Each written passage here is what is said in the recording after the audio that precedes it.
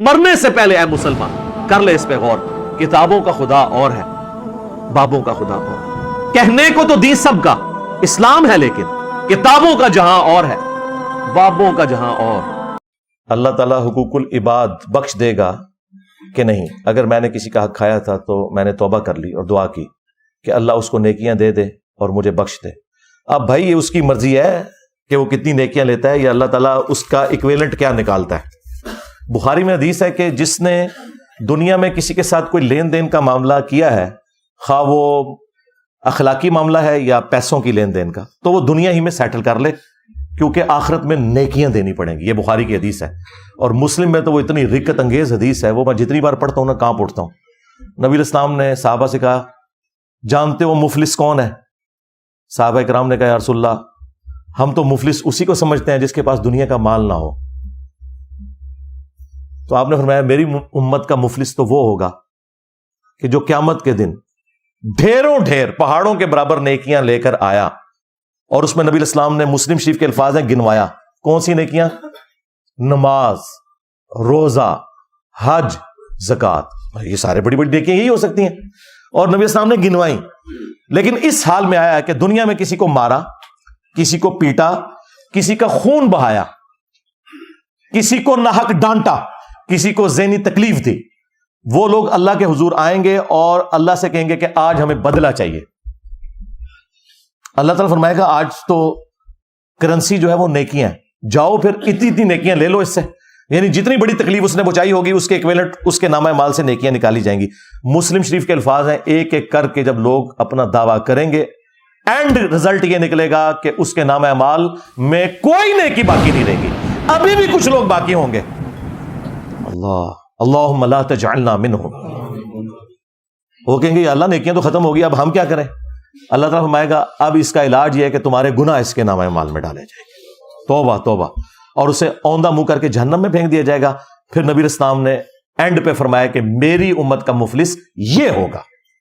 یعنی حقوق اللہ میں تو وہ اتنا کامیاب کہ پہاڑوں کے برابر نیکیاں, لیکن حقوق العباد کے معاملے میں وہ مارا گیا. اب اس میں طریقہ یہ ہو سکتا ہے کہ آپ معافی مانگیں. ہاں آپ نے معافی مانگ لی, اگلے بندے نے معافی نہیں دی, تو انشاءاللہ اللہ سے امید ہے قیامت کے دن اللہ تعالیٰ اس بندے کو کوئی نہ کوئی مدنی رشوت دے کر, یعنی کوئی جنت کا انعام دے کر راضی کر لے گا کہ اس کو معاف کر دو, کیونکہ آپ اپنا کام کر چکے. ہاں اگر کوئی مالی لین دین کا مسئلہ ہے تو پھر تو آپ نے اس کو کلیئر کرنا ہے, اور اگر وہ آپ کے اندر استطاعت نہیں اس کو کلیئر کرنے کی, پھر اللہ سے دعا کریں کہ اللہ تعالیٰ قیامت کے دن کوئی معاملہ حل کروا دے. یا بعض اوقات یہ بھی ہوتا ہے کہ بندہ فوت ہو گیا, آپ نے اسے تکلیفیں دی تھی, فائنینشیل کوئی تنگ نہیں کیا, لیکن ویسے تو پھر اس کے لیے دعائیں مغفرت کرتے رہیں. آپ کی دعائیں مغفرت کی برکت سے اللہ تعالیٰ اس کے برزخ میں درجات بلند کرے گا, اور اللہ تعالیٰ قیامت کے دن جب اسے بتائے گا نا کہ یہ تو تیری نیکیاں تھیں اور یہ اس بندے کی دعائیں ہیں جو تیرے نامہ اعمال میں نظر آ رہی ہیں, تو وہ آٹومیٹکلی اس سے راضی ہو جائے گا. لیکن یہ سارے آپشن میں نے اس لیے ڈسکس کیے کہ آپ کو سارے اینگل سے گفتگو کلیئر ہو جائے. لیکن کوشش یہی کرنی چاہیے کہ بھائی دنیا میں معاملات اپنے سیٹل کریں. سیدھی سی بات ہے. صحیح مسلم میں حدیث ہے کہ شہید کا ہر گناہ معاف ہے, قرض اس کا بھی معاف نہیں ہے, پیسے کا لین دین.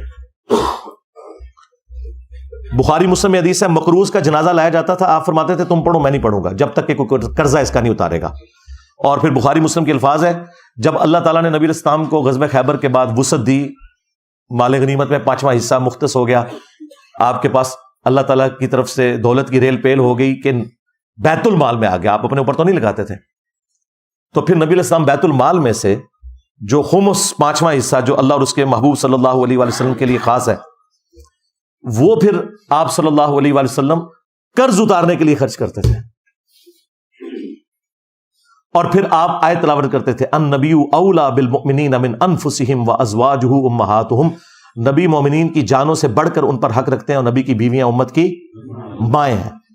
اور پھر آپ کہتے تھے یہ میرے بچوں کی مانند ہے نا, تو میں اس کا قرضہ اتاروں گا. اچھا حیران کن بات ہے, قرآن میں تو آیا تھا کہ نبی کے لیے امت نے جان دینی ہے, امت نے اپنا مال خرچ کرنا ہے, لیکن نبی الاسلام اتنی محبت کرتے ہیں اپنی امت سے کہ آپ صلی اللہ علیہ وآلہ وسلم اپنے امتیوں کا قرضہ اتار رہے ہیں. اس لیے میں کہتا ہوں کہ آپ کے پیر وہ ہیں جو لوگوں سے کھاتے ہیں, ہمارا پیر وہ ہے جو اپنے ماننے والوں کو کھلاتا ہے. ہاں, اور ان کی دعاؤں کی برکت آج تک ہم کھا رہے ہیں اللہ کے فضل سے. بلکہ تم لوگ جو نا ان کے نام کے اوپر چندے بٹور کے تو استحصال کر رہے ہو, ورنہ تم لوگوں کو تو کوئی 1 دینے کے لیے تیار. آج جتنے لوگوں نے خانقاہیں سجائی ہوئی ہیں کس کے نام کے اوپر چندہ مانگ رہے ہیں؟ اللہ اور اس کے رسول کے نام کے اوپر مانگ رہے ہیں. عزتیں اسی کے اوپر بنائی ہوئی ہیں نا.